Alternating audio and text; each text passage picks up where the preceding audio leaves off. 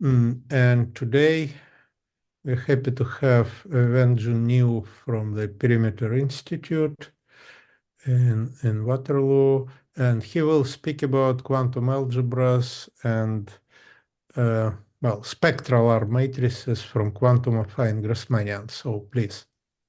Yeah, thank you so much for inviting me, and yeah, I'm very happy to give this talk here. This will be a two-part talk, and I'll explain my work with Rashid Abedin, constructing spectral R-matrices from the geometry of equivariant affine Grassmannian. And today I will do the first part, and this is the table of content. I will give you some background on physics of like because why we think about this problem, why we think there should be an R matrix. And then I'll tell you how we construct this quantum algebra in relation to the equivariant affine Grassmannian. And finally, I'll explain how we construct the spectral R matrix. And this is based on the following archive paper. So yeah, let me first start with some introduction. In what follows, I'll always use this notation. So I put it over here. I denote by K the ring of Lorentz series in a variable, by curly O the ring of power series. And I'll fix a smooth affine algebraic group. And associated to this group, there is a important geometric object, which is the equivariant affine Grassmannian. The affine Grassmannian as a stack, it's affine Grassmannian modulo G of O. In other words, this double quotient. And you can think of this as geometrically as a moduli space of G bundles on a formal bubble. So this space is very interesting, and particularly because this as a monad, it acts on the moduli space of G bundles by the so-called Hacken modification. If you choose a point on sigma, then this acts locally at that point. So the well-known geometric Langlands correspondence is basically studying this action in the category of D modules.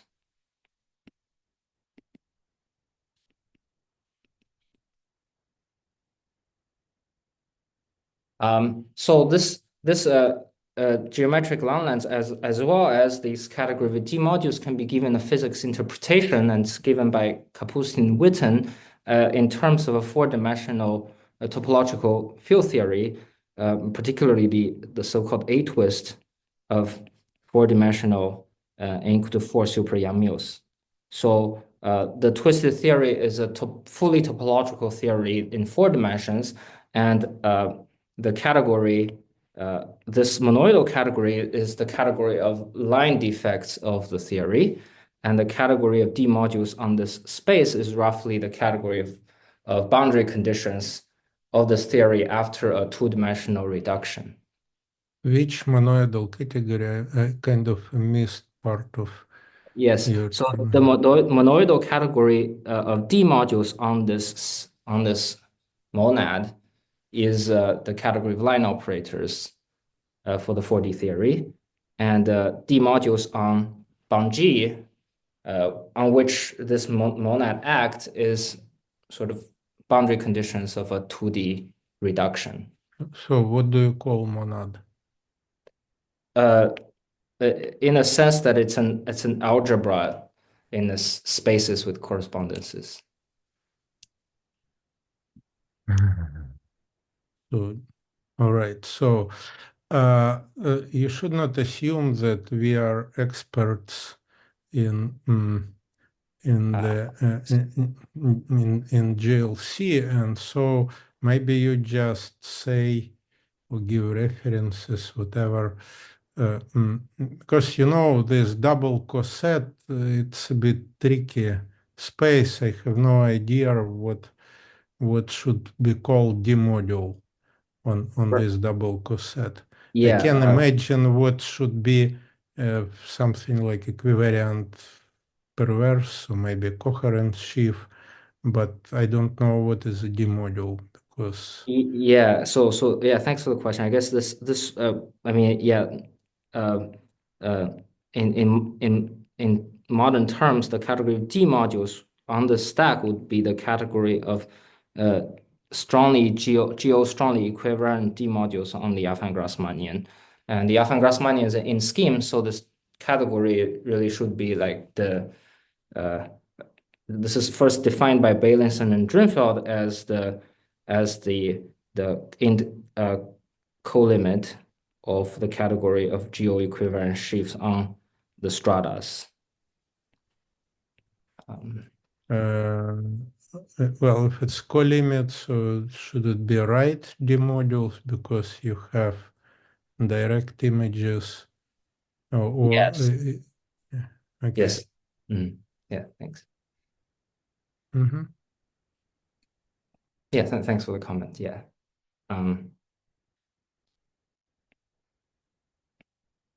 Okay. So yeah, so then the action is given by in a simple case when G is simple, there is a loop group uniformization which expresses this G bundle space of G bundles as a double quotient as well. And this action is just given by convolution.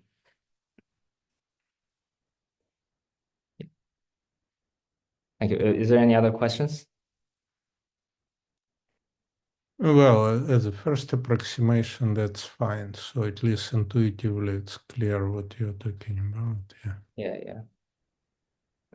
So yeah, that's the N4 theory. So I'm interested in sort of studying this same kind of action, the same kind of object in the category of quasi-coherent sheaves, or more precisely, it should really be incoherent sheaves. Sort of inco version of this. And so the same convolution structure will endow the category also with the monoidal structure and the category on Bun-G with the module structure. And so one can study this action.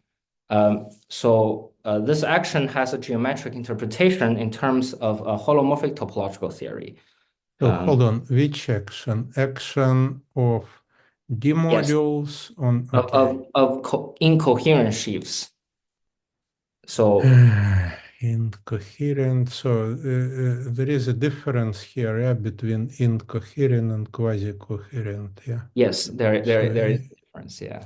so So you can, maybe okay. let me just be careful and just restrict to coherent sheaves, but you can take a completion.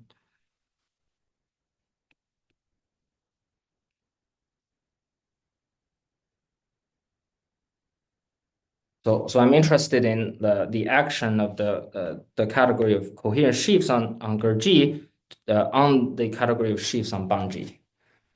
Well, and not that I'm going to talk about this time, but this is sort of what I would be interested in as a motivation of this project. Um, so And which of these is physically the category of line operators? so yes, so the monoidal category is always the category of line operators. I thought that the category of line operators is always monoidal, but not Yes, the other way around. Yeah, yeah. okay. Uh, yes, so this category turned out to be the category of line operators for a 4D theory. Um, Now,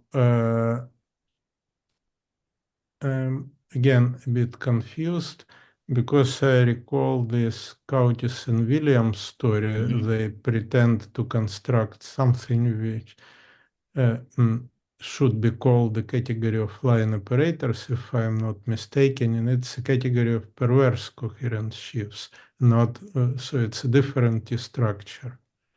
Yes, well, So I suppose that I guess I don't understand like where this T structure arises physically either. But if you want to study I think like in physically this category line operators should be this derived coherent sheaf category, because if you want to realize, for example, Schur indices as endomorphism of objects in this category, you have to use the derived category rather than the perverse category. Yeah, you cannot distinguish one from another one, but this idea that one should also study abelian category with, I believe, finitely many simple objects, something like that. It's also due to physicists. I heard it from David, probably you should know. So why physicists are also interested in the abelian category?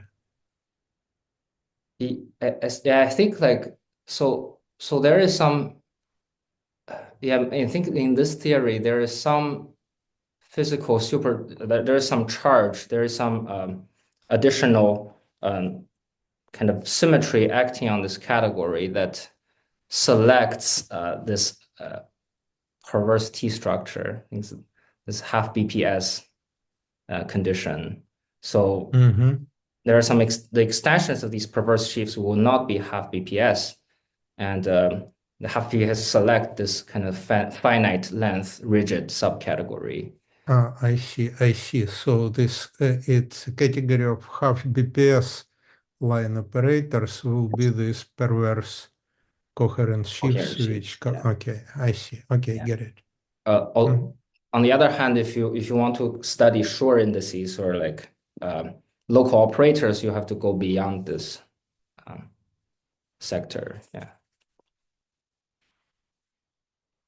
Yeah, thanks for the question. So yeah, line operators, these are line operators in a four-dimensional holomorphic topological theory, studied, I think, first by Kapustin. So Can you move a little bit up? At least I do not. Yeah. Okay. Great. Yeah, Great. okay. Yes. So then I want to go into a little bit more into this Kapustin's theory and sort of why I give you some reasons to be interested in it, and I will give you some physics intuition as to like why we expect a construction that I will give. So I'll talk about Kapustin's twist of four-dimensional n equal to 2 theories. So I will only care about gauge theories. So these theories are labeled by a group and a representation, and I will just denote them by Tg of V. This theory has an equal to 2 supersymmetry, and in particular has various twists. It has a P1 value of topological twists, and these topological twists were used by Witten to realize the Donaldson invariance of four manifolds.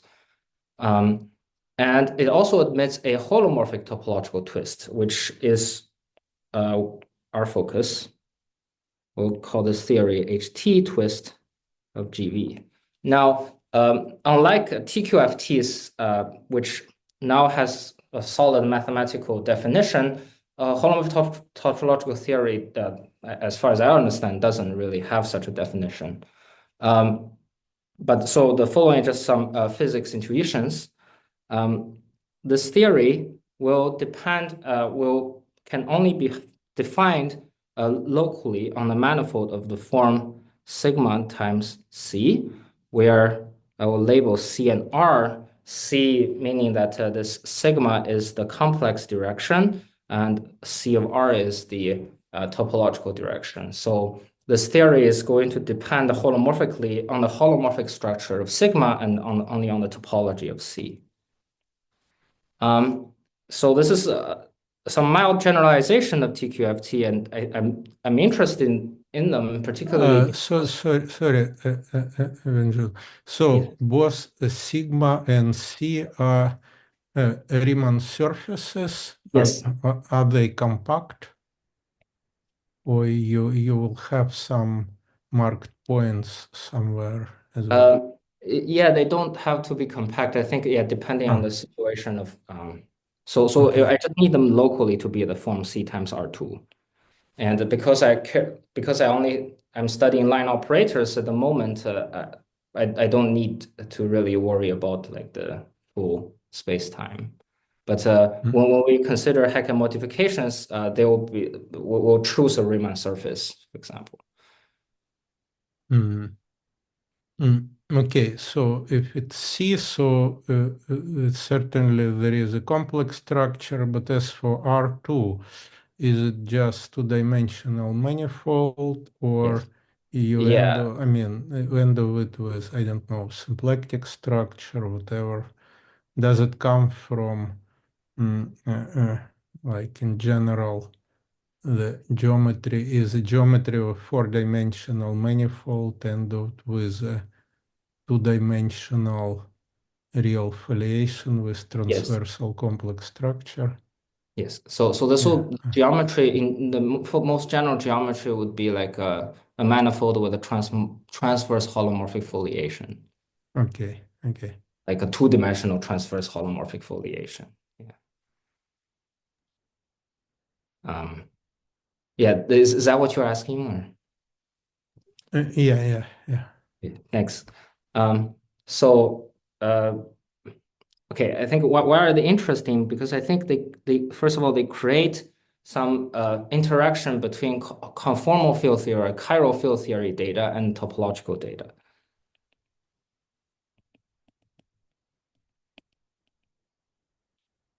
So, what are some examples of these? For one of the examples is that the local operators in this theory has the structure of Poisson vertex algebras, and it's really a shifted Poisson vertex algebras.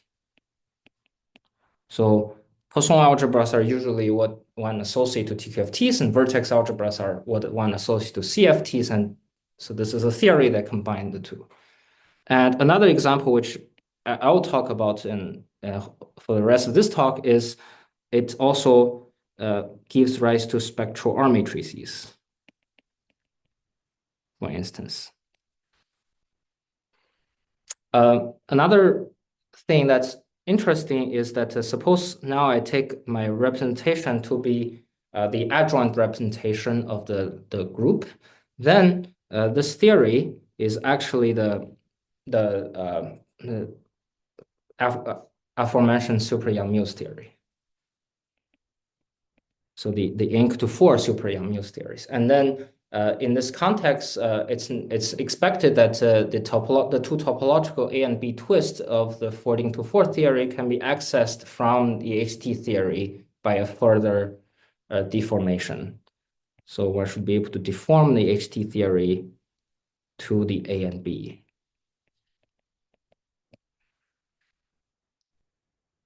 Mhm. Okay, so there should be some extension of Hacker modification, Hacker angle sheaf, or these kind of properties to holomorphic topological theory. Great. So Kapustin is the person who is the one who first studied the various aspects of this theory, and he studied in particular the reduction of this theory on sigma and C. So one can consider this holomorphic topological theory, put it on the manifold sigma times something, let's say C.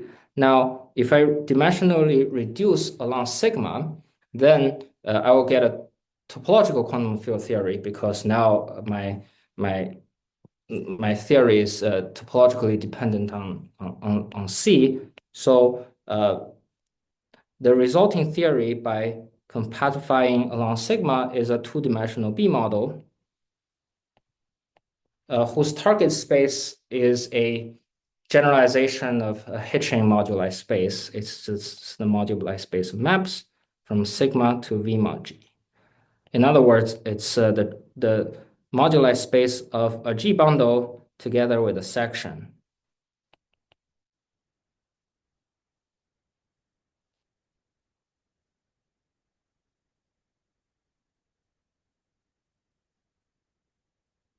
And he also studied a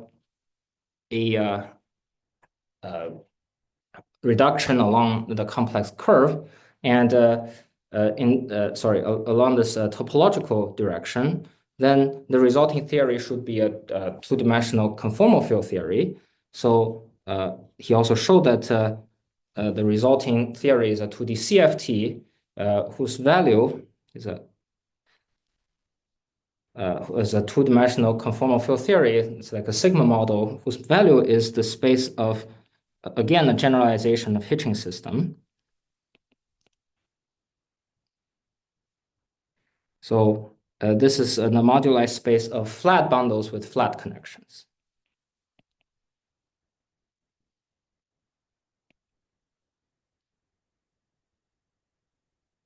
So yeah, so this theory has an interesting connections to these moduli spaces and their geometry. Okay, so what I'm interested in is the category of line operators.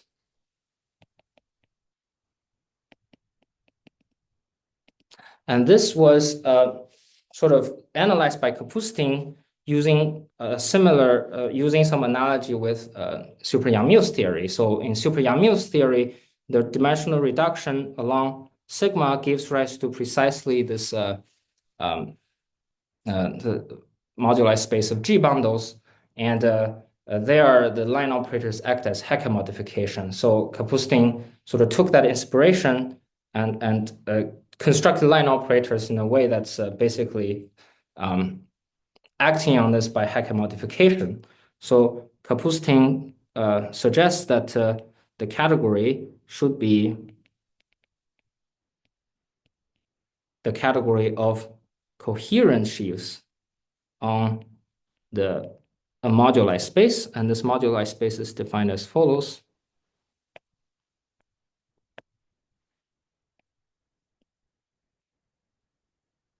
So this R is the space of triples in the work of Braverman, Finkelberg, Nakajima. So Kapustin didn't really express his category in these terms, but basically people later kind of translated what he's constructed in terms of mathematical languages, and this is the resulting category. Great. So is there any questions? Well, I'm pretty sure that most of what you are saying is incomprehensible for mathematicians. Okay. Yeah, you know, but at least kind of a logic very vaguely, yeah, is clear. Yeah, so I guess I also wasn't trying to explain these theories in too much detail, but just so this is the. Yeah, I mean, if you explain some physics theory, it will not ring the bell because it's outside of mathematical structures, and Yeah. you can call theory whatever you want. But when you speak about the category, then this is something which we can understand. Yes. So yeah, this is the category that I'll focus on. So what structure would I like to understand from this category? I will give you more, unfortunately, a little more physics intuition. So recall that my category line operators, my theory is defined locally on space-time in the form C times R2, and we are interested in log operators that supports at a point in a complex direction and a line in the topological direction. Let's call this category L. So if I forget about the complex structure, then just from the usual TQFT nonsense, I know that this L should have the structure of a monoidal category. Because of this R2 direction, and let's call this monoidal structure star. And secondly, now suppose I forget about the R2 direction, I just look at these are insertions of multiple points on the complex plane. This tells me that this L should have the structure of a chiral category. Whatever that means, or in more algebraic terms, one would like a sort of a vertex algebra version of this category. So unfortunately, so chiral category is well defined, but what does it mean for a category to have a vertex algebra structure is not. Perhaps there's an answer given by the work of Jan Solomon on meromorphic tensor categories. Maybe that's what this should correspond to. And in either case, I will just be imprecise and say that we have some sort of a intertwining operator defined on this category. And of course, the last bit of structure that you would like this to hold is a compatibility condition. And the compatibility condition can be expressed as in the following diagram. So here, basically, this is just the associativity of these two multiplications. And now I'm drawing this picture in 3 dimensions, and then the remaining dimension is where the line is stretched. So here they look like local, and in R direction they just multiply. This is the usual monoidal structure. In the complex direction, they try to have a meromorphic multiplication. That's the OPE, and they should be associative. And just as whenever we deal with categories, this associativity is not just something that's equality on the nose, but is really a data, and the data of a natural transformation, a natural isomorphism. And I think a consequence of this, at least I attribute this consequence to Kevin Costello, is that if one has such a compatibility condition, then one expect a spectral braiding.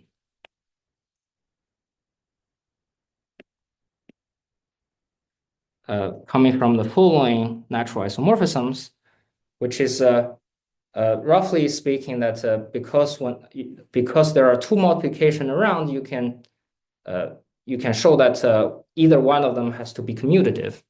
And this commutativity, again, is a data rather than the structure. And it's important that here, this braiding is a spectral braiding. Because in order to use intertwining operator, one has to first translate in a complex direction a little bit. So, may I ask you, I mean, can you illustrate this? I don't know what the chiral category, I mean, it's something which sort of a higher mathematics. Can you give a simple example? Maybe even not necessarily at the level of categories, just at the level maybe of algebras, yeah? Yeah, So sure. you should have two products. Like one is sort of a usual, and the other one probably depends on the point and the complex. Yeah. Yeah, Okay. sure. So one of the examples would be, let's take let me think.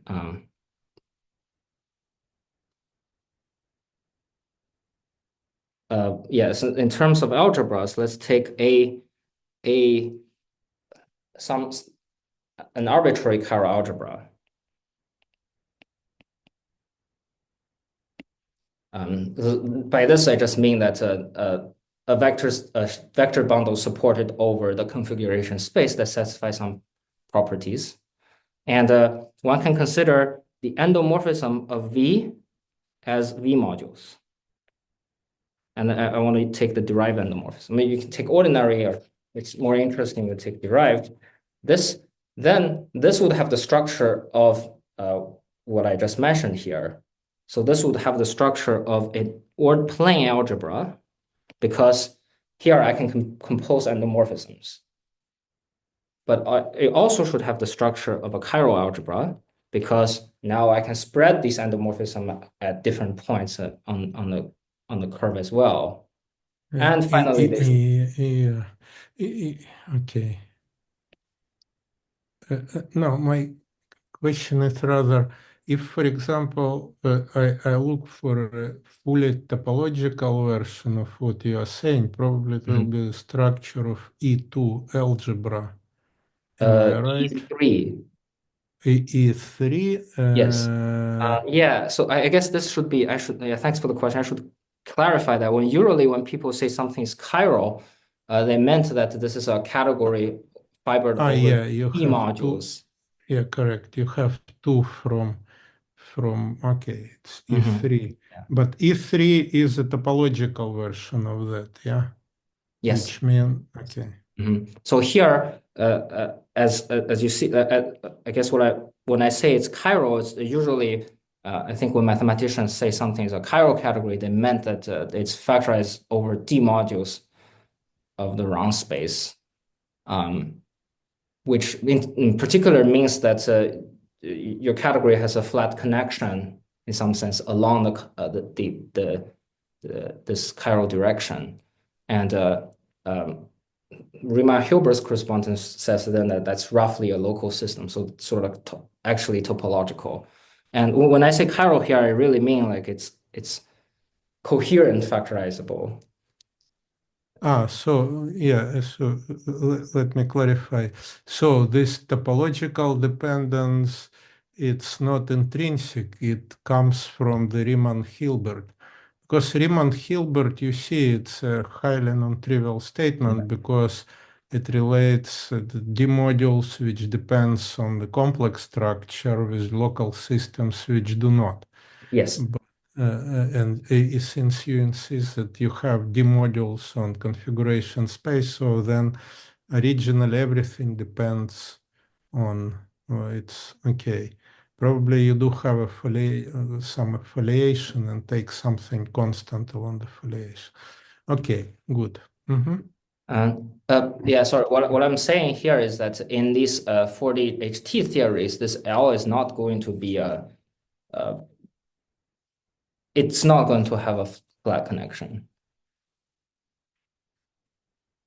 which is like why they're different in some sense. Yeah. Okay. Yeah. Thanks for the question. Okay. So yeah, uh, basically by this kind of associativity argument, one expect a spectral braiding, and then sorry, then if one can find a fiber functor, which is so now my category is a monoidal category. If one can find some sort of fiber functor from my monoidal category to vector spaces with ordinary tensor product, then one can express this braiding as a meromorphic R matrix. Then this braiding is really just an endomorphism acting on two objects that depends meromorphically on a parameter z, and satisfies quantum Yang-Baxter equation.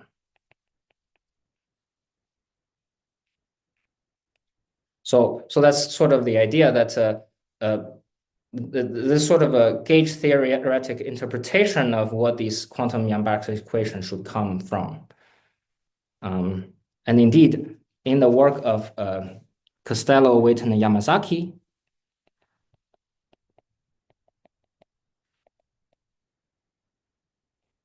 what they did is that they applied this idea to another type of HT theory in 4D called the four-dimensional transimus theory with gauge group the Lie algebra G, which is a simple Lie algebra. And what they show is that they can find such a fiber functor, at least based on physical grounds. And they argued that the braiding in this case is controlled by the R matrix of the Yangian.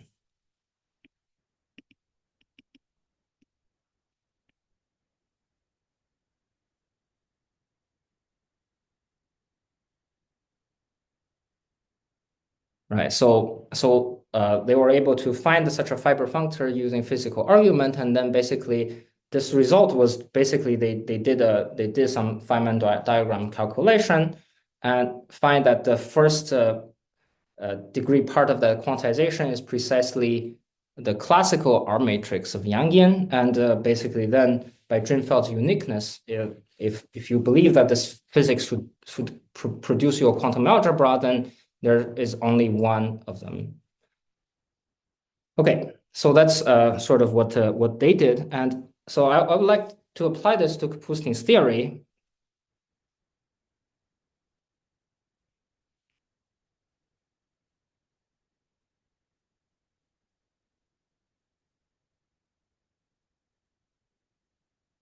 And it's nice because in this case, we already have a candidate for what this category should be. It's the category of sheaves on this space of Braverman, Finkelberg, and Nakajima. And for simplicity, I'm just going to set V to be 0. So in this case, I'm really just looking at the category of sheaves on coherent sheaves on the affine Grassmannian.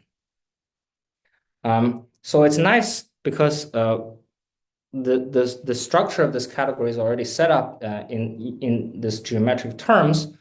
So the question is, can we find this similar structure? So this category L already does have the right structures. Hold on.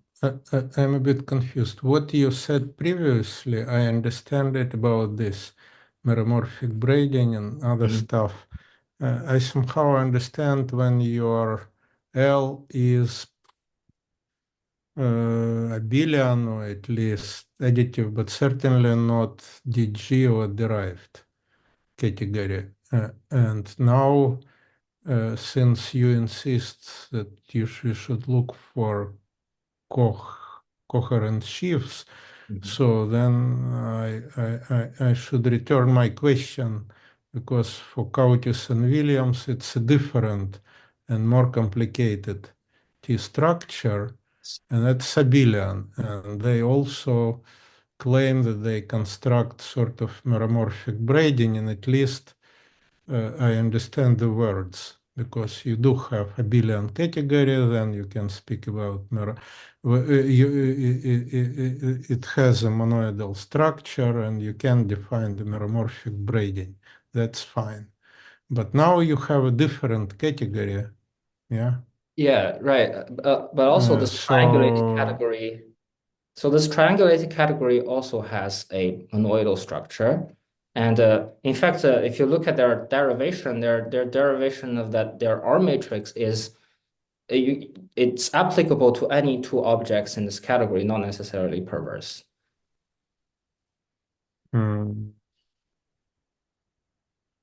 maybe. It's just a special consequence that this map sort of it maps perverse objects to perverse objects. No, but my question would be, I mean, you will tell us, but the meromorphic tensor category which you are going to construct and which is whatever related to your version of Yang, is it equivalent to the category of Kautis and Williams? So it's No, it's not. not. It's smaller. Yeah, so it's not it's smaller. So yeah, I will explain this actually in just a moment. But yeah, so Okay. our Yangian, as you know, like this category of coherent sheaves on Gurgi is not going to have a fiber functor. It's a coherent sheaves over a quasi-compact variety. You see this fiber functor, I mean, it's just for maybe for some graduate students, although I don't see any, at least Kansas graduates. I mean, when mathematicians speak about fiber functor, they should really have some Tanakians. I mean, it's not just a monoidal structure. Monoidal is not enough. If you have a meromorphic braiding, then I have no idea what do you call fiber functor and what's reconstruction theory. And actually, I'm not sure. It's just a braiding. It's not symmetric. Yeah, so it's No. a bit kind of for mathematical people, and be careful with the term fiber functor. Yeah, It's so not this, exactly, yeah. yeah, I It's think just, for you, it's just a monoidal functor to the category of vector spaces. yes. But again, vector, it's not category of complexes for you. Yeah, it's not derived. It's just abelian. Yeah. Right. So at the end of the day, this will just be like if yes. So what will happen is that we'll restrict to a smaller category, and which is the derived category of modules for an algebra. And at the end of the day, it's the derived category of abelian category. If you have fiber functor for the abelian category, you get one for the derived category. Yeah, because I mean, if in the end you will have some kind of result that the category, the derived category of your whatever you construct, probably derived category of modules or some algebra, if it's Mm. equivalent to the derived category of equivariant coherent sheaves, then from this perspective, it's more or less, it should be the same as a derived version of Cauchy and Williams. But if you So have some non-derived statement, then yeah, I hesitate. Yeah. yeah, no, it's not equivalent because I won't be able to get a fiber functor for this full category. What I will do. Ah, okay. So yeah, let me just say this then. So let me say so this category has the correct structure. It has a monoidal factorization structure, and this was used in Cauchy-Williams to find to define some cluster categorification. Uh, but the problem is that it doesn't have fiber functor. Does not admit a functor, a monoidal functor from L to vector spaces, DG vector spaces. Our solution is to look at a small sector of it, in which I consider coherent sheaves, but I formally complete the groups. So I consider the category of equivariant sheaves on the affine Grassmannian supported at identity, set theoretically. And in some sense, I mean, in fact, in a very real sense, one can think of this as the affine Grassmannian for the formal group or for the Lie algebra. And what we'll do is that we'll actually construct fiber functors for this smaller category and realize the quantum R-matrices in here. Um, so that's what's going to happen. Does that make you happier, Jan? I don't know. We will see. So far, I'm trying to understand uh, mm, what we are talking about, because there is this on the basics of quantum group. There is some duality due to Drinfeld that uh, mm, you can replace in some sense, which he explained in his whatever ICM talk. You can replace the group by the Lie algebra, but indeed for that you need to take the formal completion. So then if you work perturbatively, then it's okay. Yes. Okay, but anyway, go ahead. I don't want Yes. to discuss Right. now. Okay. Nice. Yeah, this is roughly what we did. Basically, we just look at this perturbative sector where, in some sense, the Affine-Grassmannians is a union of orbits. We only look at the formal neighborhood of the smallest orbit. Yeah, but again, whatever you construct, this equivariant category for completed, it's completion of the affine Grassmannian at the unit, yeah, at the tree. It's indeed it's smaller than the whole thing, Yes. but even if it coincided with the whole thing, it's my previous question was whether it's related to Cauchy and Williams, because even the whole thing is not exactly Cauchy and Williams. So because it's a different T structure, and Yeah. until I understand Yeah. No, it's what. not Curtis Williams. Okay. All right. Yeah. All right. So So will you have a sort of a cluster structure on the K no, group? No. no. Okay. Yeah, it's. I mean, I would like to understand this cluster structure as well. But so, if you take the subcategory of their category that's set theoretically supported, if you take the category perverse sheaves and then require this sheaf to be set theoretically supported at the identity orbit, then all you get is just rep G. So I suppose that the intersection between this category and the perverse category is just rep G. Yes, it's very different categories. So I guess another, I guess we have a category that has a better hope to have fiber functors, and why do we expect a quantum algebra? Particularly, I will show you that we actually do expect a Yangian, and this is another sort of some other physics work, which is due to Eliot Safronov and Brian Williams, who says that Kapustin, if you look at the perturbative Kapustin theory,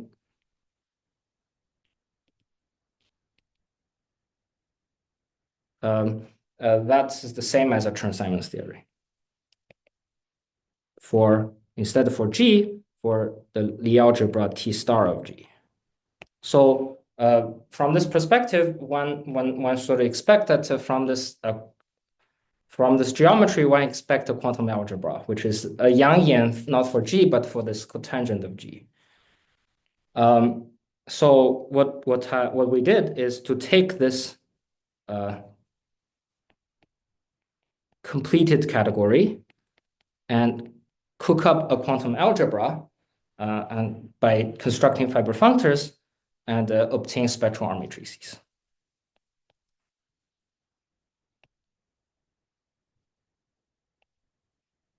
So that will be what I will start explaining now, the actual mathematical construction. Let me clarify. When you write this G like in the T star of G, do you mean Lie algebra? Or... Yeah, Lie algebra. Yeah. Okay. Yes. Okay, thank you. Yeah, thanks.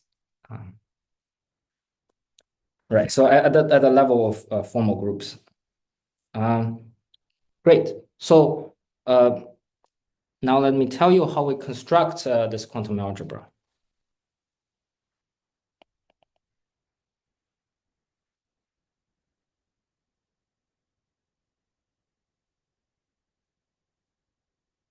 So we said that we want to construct fiber functors. And on the other hand, we said we want to sort of interpret the resulting symmetry of the fiber functor as a quantum algebra.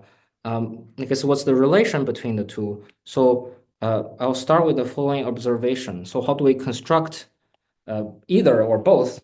And they both are constructed by a splitting of the Lie algebra. So suppose I have my G of O inside G of K. Suppose I can find an H that splits the G of O inside G of K, a Lie subalgebra.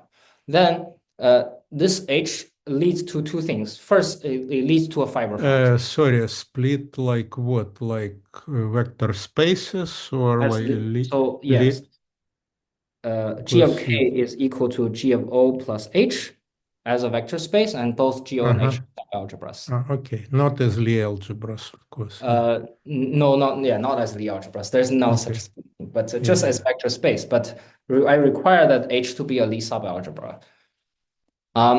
The claim is that if I have such a splitting, then there is a fiber functor, and this fiber functor is realized in the following. So I have my sort of a Hecke category in a completed sense. It acts on the Hecke category, act on this double quotient, but because H is a splitting, this double quotient is a point. So sheaves on that becomes vector spaces, and this action gives me a fiber functor. So that's the first observation, that the splitting leads to a fiber functor. And the second observation is due to my collaborator, who was trying to understand why we should have a quantization problem, is that the splitting also is, at the moment, I do not require G to have bilinear form. So this is just a splitting of Lie algebras, not Lagrangians. So G of O and H. When you say Lagrangians, you mean odd Lagrangians, because G of K, of course, it does have symmetric, I believe. Yeah, bilinear form. It comes from the residue. Yeah, if G is reductive, then you have a pairing. Yeah, for the reductive. Yeah. Okay. Right. So you require that they certainly the residue is equal to 0 on regular function. So G of O is isotropic, and you require that H is also isotropic. No. So this is the point where we only need H to be a Lie subalgebra. In fact, you can take a general Lie algebra G on which there might not be a bilinear form. So you can't even talk about Lagrangian subalgebra. So in a sense, there's no Lie bialgebra structure on either of these guys. But there is a Lie bialgebra structure once you take the cotangent. Because once I take the cotangent, then these two guys are just the conormals of these two subalgebras. So one gets a Lie bialgebra structure by considering this cotangent Lie algebra. Okay, get it. Thank you. Yeah, no problem. So any choice of H gives you a Lie bialgebra structure on D of O via this splitting of Lagrangians.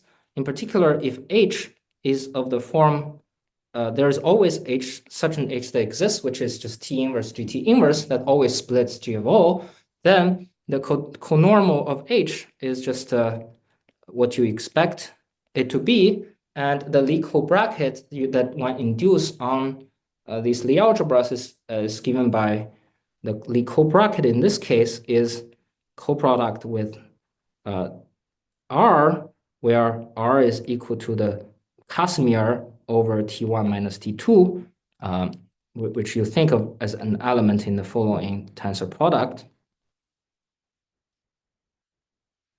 This is precisely Yang's R matrix for D.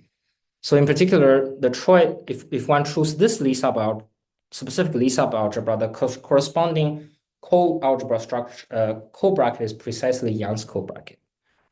This is where Yangian sort of appears. So let me state the theorem.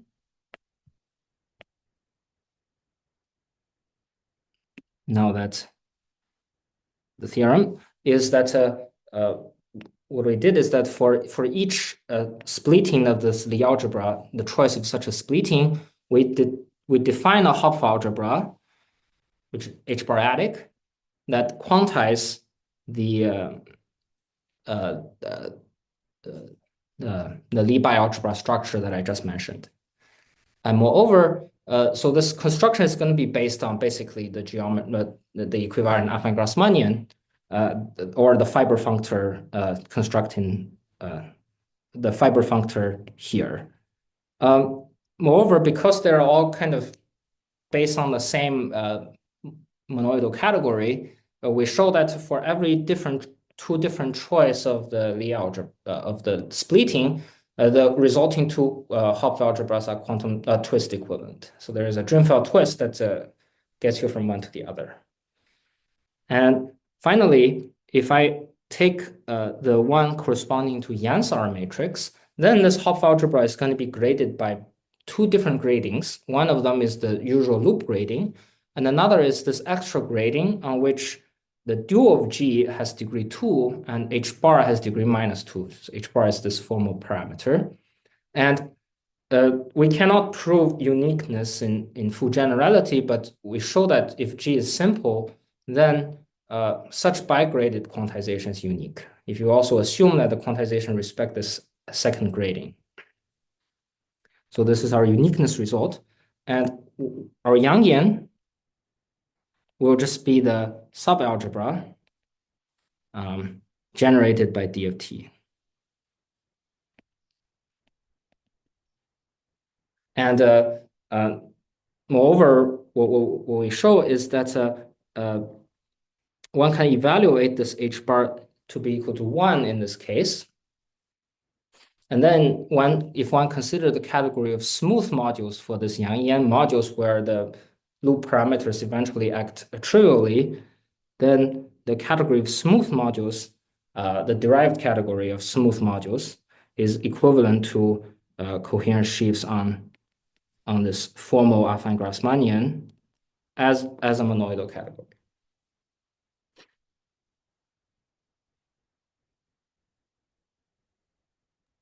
So what is smooth?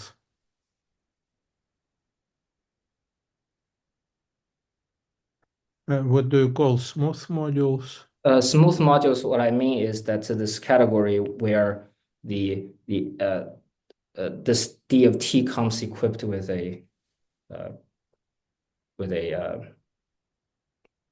uh, topology given by loop rotation, by loop degrees. Okay, all right, yeah.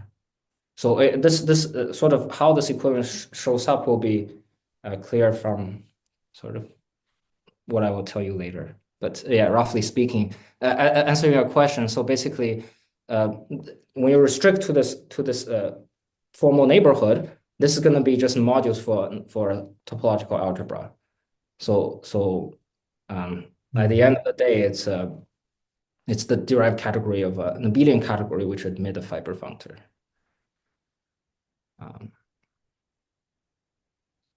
Okay. Okay, D here stands for derived, yeah. Yeah, D here stands for derived. And the So, lower D here stands for this cotangent of G. all right, so there should be D on the right-hand side as well, yeah. Yeah, I Derived, guess when I say co, I always mean like, yeah. yeah. Okay, Yeah. indeed, the modern trend is to skip derived, yeah, like, Yeah, I see. yeah, okay, good. So idle. Yeah. Okay, yes, it's interesting, but okay, even if I have derived, it's still smaller than the whole equivariant coherent shift. So indeed, Yeah. it's at best it's subcategory of Cauchy and Williams. I wouldn't say it's sub because again, for example, this category includes modules for G of O or like arbitrary extensions of the simple modules. Whereas Cauchy-Williams category would be, again, the intersection between this category and Cauchy-Williams would be a subcategory of representations of G of O. Yeah, but when you go to derived, I cannot. Oh, yeah, that's a quite good question. I'm not sure because, like, in a D module world, the category of perverse sheaves on the affine Grassmannian is semi-simple. Its derived category is trivial, but the category of D module is bigger. So Uh-huh. I Yeah. actually don't know if the Okay, derived. okay. Yeah, so Yeah, yeah, indeed, it's interesting. Yeah. yeah. I'm not sure if this is true that the derived category of perverse sheaves is deco. I mean, it's a. I don't know the answer. My guess is I false. don't think so. Okay, okay. Mm-hmm. But yeah, so that's sort of the status. Yeah, I guess I'm basically running out of time. Yeah, but you have time for for the last word. Okay. Yeah, Yeah, I yeah. guess uh, let me think. Right. I guess since we're on this topic, let me just maybe just end. I'll sketch the construction next time. Let me just end with so yeah, so this is only a very small part of this category. One can try to repeat a construction, similar construction by looking at coherent sheaves on uh, uh, maybe formal completion of geo orbits. Sorry, this is not very good.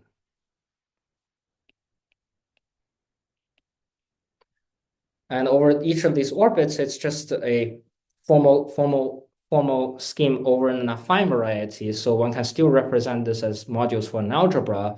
Um, I think I wonder. So one thing we have been thinking about is whether these are related to sort of shifted Yangian in the appropriate sense.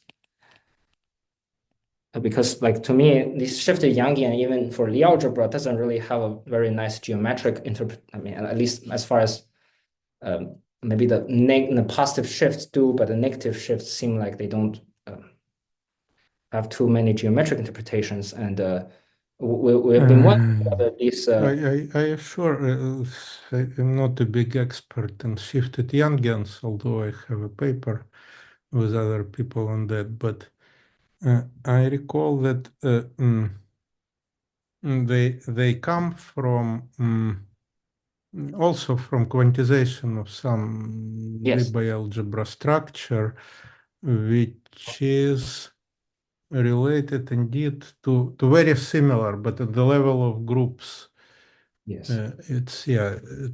You take like uh, mm, functions in a group with poles Mhm. of order at least one, blah blah blah. I mean, similar to what to your age, to the complementary splitting.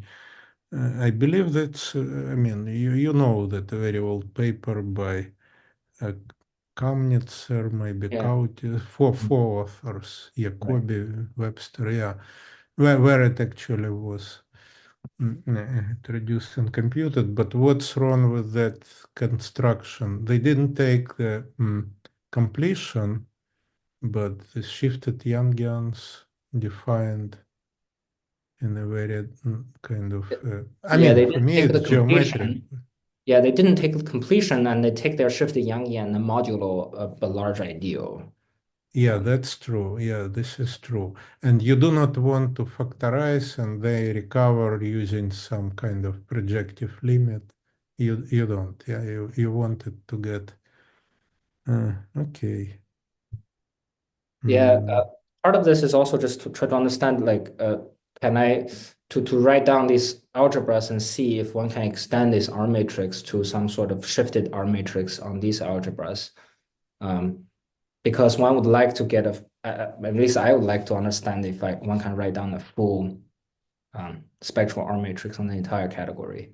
So in some sense, what Curtis and Williams calculated, their R matrix can be written down for arbitrary two objects, but this R matrix is not the spectral R matrix. It's sort of the most singular part of the R matrix. Um, so in some sense, if really, one I don't remember.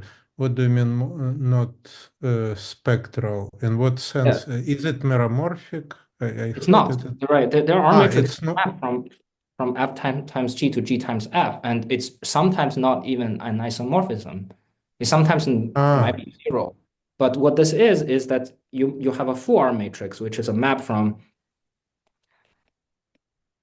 In principle, this is what it is. Like you have a full R matrix, which is a full isomorphism, and you cannot define this in the limit where z goes to zero because R is singular.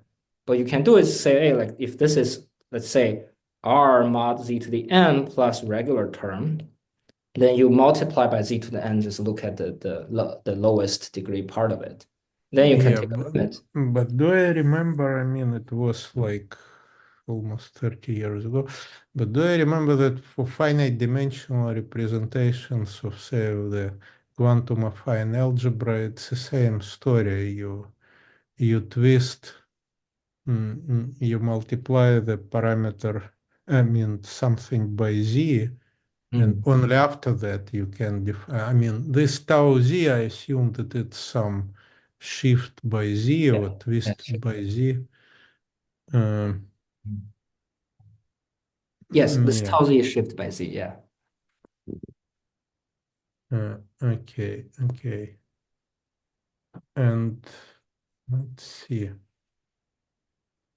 Yeah, and this is a rational, so it's Yangian. Probably there is a trigonometric version, or it does not.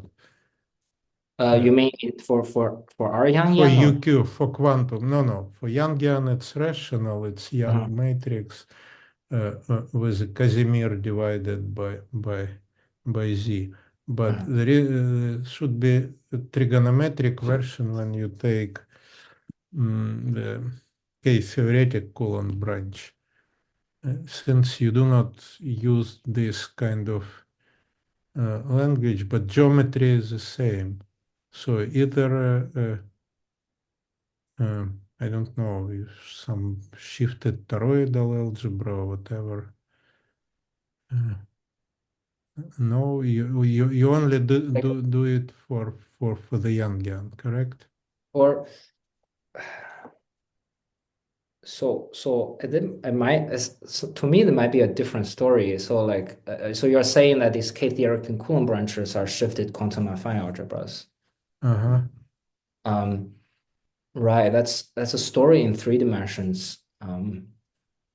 Here, I guess in some sense, maybe one can say that this is a categorification, but I don't know if because the K theory of this thing is a commutative algebra. You make it non-commutative by turning on a equivariant parameter, and that becomes these Yeah. shifted Yangians. Yeah. But then this shifted parameter will destroy the existence of this R matrix because this R is Ah, no longer equivariant. Or, I mean, it's just a map to some powers of Q. You have to count that. interesting. But Okay. I don't know how that plays well with the K theory itself. Yeah. So it's our matrix. It's really rational here. Yeah, right now it's Interesting. rational. But so what I will say is that actually the form of this R matrix will depend on the choice of this the splitting. You could choose a splitting that's given by the other, like if G is simple, you can choose the trigonometric elliptic splitting, then the R matrix will just become a skew symmetrization of. So you view Drinfeld's R matrix, it's an element in G tensor G, and you can identify G with G dual. You think of this as an element Yeah. in B, and that also gives these other. So basically, every splitting gives me an R matrix. Okay. All right. So. Thanks. Yeah, thank you very much. By the way, I ask you to send me the file, I mean, of your notes, Yeah, sounds so good. we can attach it to the video. Okay. Okay, more Yeah. questions mm, to the speaker. Okay, people are still thinking, but you have time, one more week to think Yeah. and ask your question next time. Okay, Yeah. Wenjun, thank you very Yeah. much. Oh, thank you, And Jan. Yeah, I'll see you next week. see you in a week. Yeah, okay, bye.